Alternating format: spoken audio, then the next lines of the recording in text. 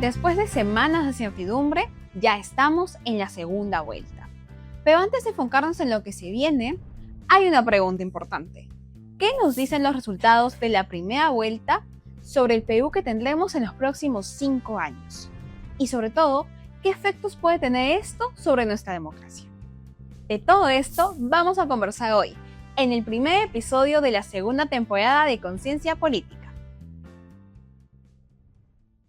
Luego de semanas de conteo de votos y de cierta incertidumbre, por fin tenemos resultados de la primera vuelta. Tenemos los competidores Keiko Fujimori y Roberto Sánchez que van a competir en la segunda vuelta.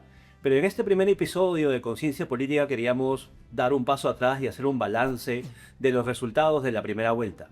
Me acompaña el profesor Martín Tanaka justamente para hablar un poco de esos resultados. Martín, ¿qué cree que nos dejan los resultados de la primera vuelta en términos de los partidos políticos, la característica de los electores? Te lo pregunto porque hay personas que leen estos resultados de la primera vuelta en clave ideológica, ¿no? Es decir, voto hacia la derecha, Renovación Popular, Fuerza Popular, voto hacia la izquierda, mientras que hay otros que más bien presentan los resultados como una suerte de división territorial. Lima versus el sur o Lima versus no Lima. ¿Tú cómo entiendes estos resultados de la primera vuelta? Gracias. Yo creo que lo principal en estos casos es tener, ¿cómo decirlo?, un buen punto de partida o un lugar desde el cual uno evalúa, ¿no? Y creo que el peor lugar para evaluar es evaluar con el resultado opuesto, ¿no? O sea, una vez que uno mira el resultado, uno trata de retrospectivamente construir una explicación. Yo creo que deberíamos actuar al revés. Antes de la primera vuelta, ¿qué es lo que nos imaginábamos? Decíamos, y creo que se cumplió, que en medio de mucha fragmentación, solamente unos cuantos iban a ser capaces de pasar la valla. Eso se cumplió. Dijimos, tienen cierta ventaja los que son más conocidos, porque hay mucho desconocido. Sabíamos que Fuerza Popular iba a entrar, iba a sacar una buena votación o que iba a estar representado en el Parlamento, que iba a pasar la valla.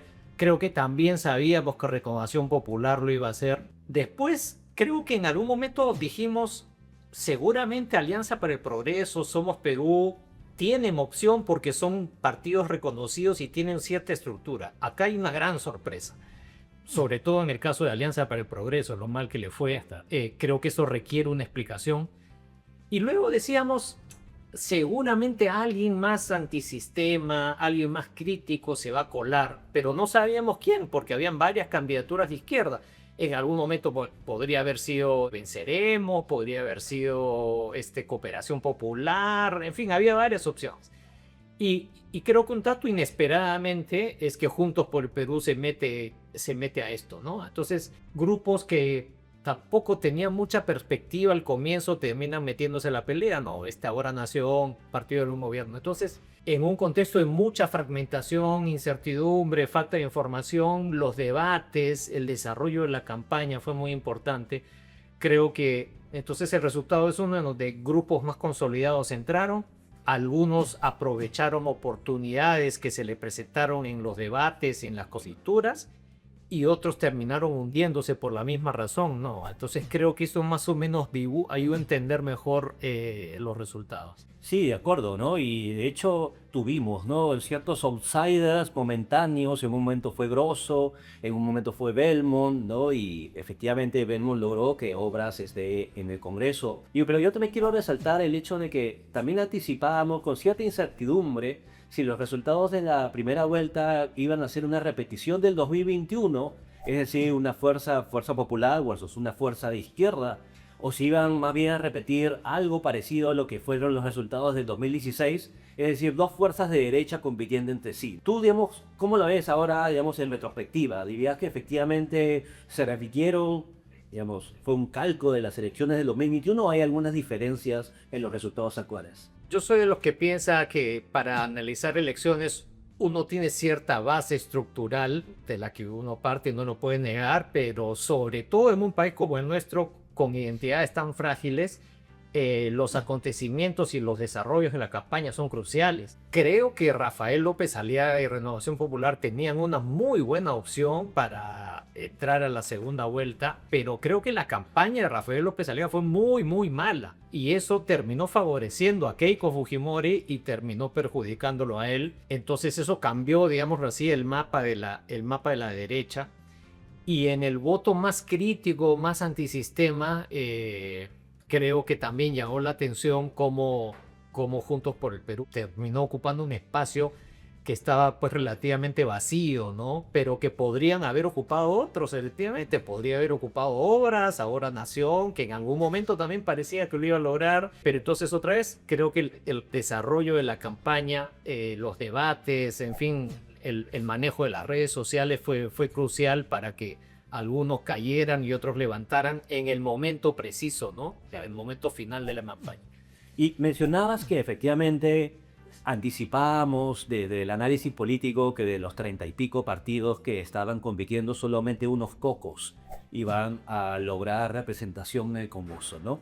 Y creo que ahora podemos más bien dar algunas perspectivas sobre los escenarios que se abren, ¿no? En el Congreso tenemos hasta el momento 6 fuerzas representadas y sobre todo en un tema que ha sido importante en los últimos años, que es la relación entre el Ejecutivo y el Legislativo, ¿no? Todavía no sabemos, digamos, quién va a ser la fuerza política que ocupe el Ejecutivo, pero quizá podríamos ir anticipando qué escenarios no se puede vislumbrar de esta relación en caso gane uno u otro. ¿Tú cómo ves, digamos, esa posible relación? Bueno, lo primero que creo que uno podría decir es que, a diferencia de este Congreso que ya está de salida, me parece que el equilibrio de la composición del Parlamento próximo se ve un poco mejor, ¿no? Se ve un poco más equilibrado y se ve con fuerzas con más consistencia que en el Parlamento anterior, ¿no? Entonces eso nos permite abrigar un mínimo optimismo. Creo que ciertamente la balanza se inclina un poco a favor de un bloque más de derecha, más conservador, ¿no es cierto? O sea, esta alianza posible o esta confluencia posible entre Fuerza Popular y Renovación se ve como más sólida que un bloque más hacia la izquierda, ¿no? Alrededor de Juntos por el Perú, ¿no? Pues por simple aritmética, ¿no? No solamente las decisiones que va a tomar Sánchez o Keiko Fujimori en términos de campaña electoral para la segunda vuelta, cosas que tienen que hacer para intentar ganar, pero luego cosas que tienen que hacer para gobernar y qué tipo de gobierno van a hacer, ¿no? Yo diría que por ahí es donde vienen las grandes interrogantes, ¿no? Creo que hay oportunidades para los dos de hacer gobiernos razonablemente buenos, pero también hay muchos temores muy fundamentados para los dos lados, ¿no? Sí, sobre todo, digamos, un temor es repetir en este nuevo Congreso la inestabilidad que hemos visto en este Congreso y hay, digamos, efectivamente sumas y restas que se hacen, digamos, en el enclave izquierda-derecha, ¿no? Y eso lleva a algunos a decir que un gobierno de Keiko Fujimori estaría más protegida, ¿no? De eventuales vacancias presidenciales o posibles interpelaciones de ministros, mientras que un gobierno de Roberto Sánchez, que tendría un poco más difícil construir esa coalición para poder protegerse de eventuales vacancias, ¿no?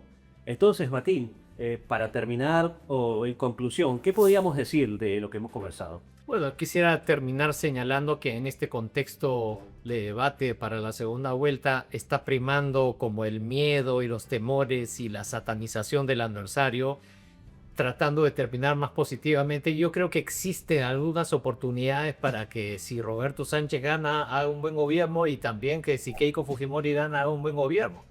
Pero va a depender de ellos y de la oposición y de todos que los próximos 5 años sean mejores que los últimos que hemos tenido.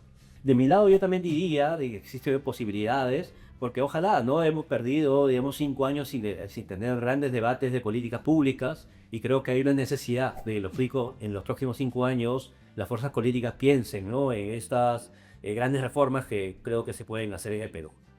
Gracias, Martín. Este fue el primer episodio de Conciencia Política, podcast de la especialidad de Ciencia Política y Gobierno, con el auspicio de la Facultad y el Departamento de Ciencias Sociales de la Universidad Católica. Muchas gracias, nos vemos en el siguiente episodio.